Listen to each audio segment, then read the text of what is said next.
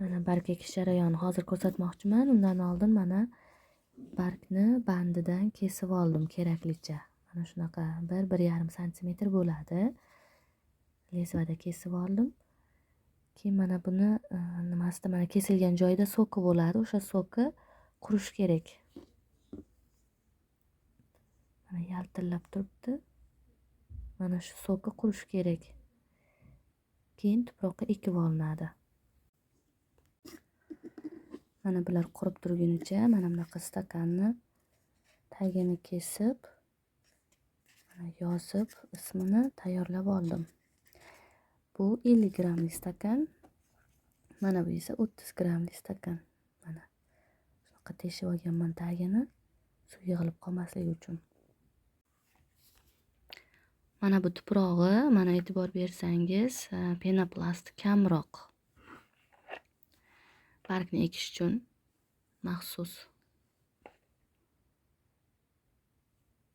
Kattalarga esa penoplastni ko'proq solish kerak, chunki fitilda turadi bular.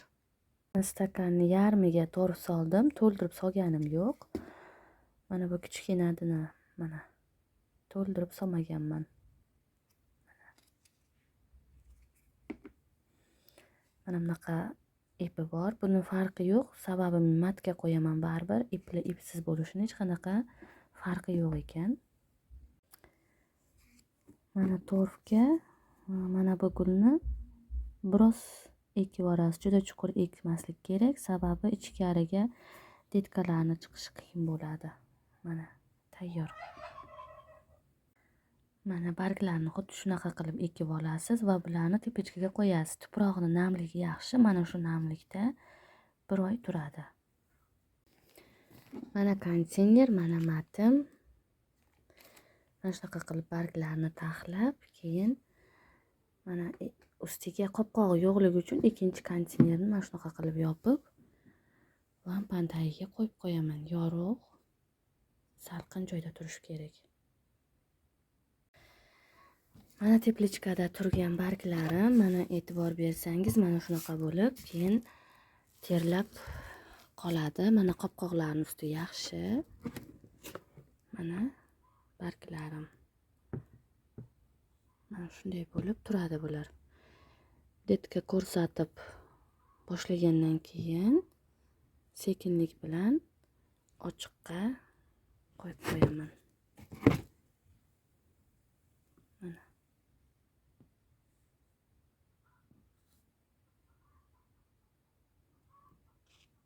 Mana shunaqa qaymoq idish, smetana idishlarni ham mana tagini teshib, ko'proq barg bo'ladigan bo'lsa ekib olsangiz bo'ladi mana. Mana shunday qilib ekib olamiz. Mana tuprog'i. Ozgina, yarmidan ham kamroq shunaqa holatda bo'ladi.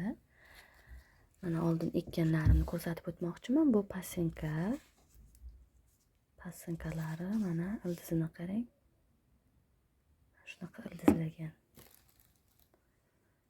Mana endigina detka ko'rsatib boshlagan. Le Erika sorti ildizlarini qarang. Mana farqi yo'q. Ipi bo'lsa ham, ipi bo'lmasa ham bir xil natija bo'laveradi. Detkalarni ko'rsatgan. Mana orqalarida ham, oldilarida ham detkalari bor.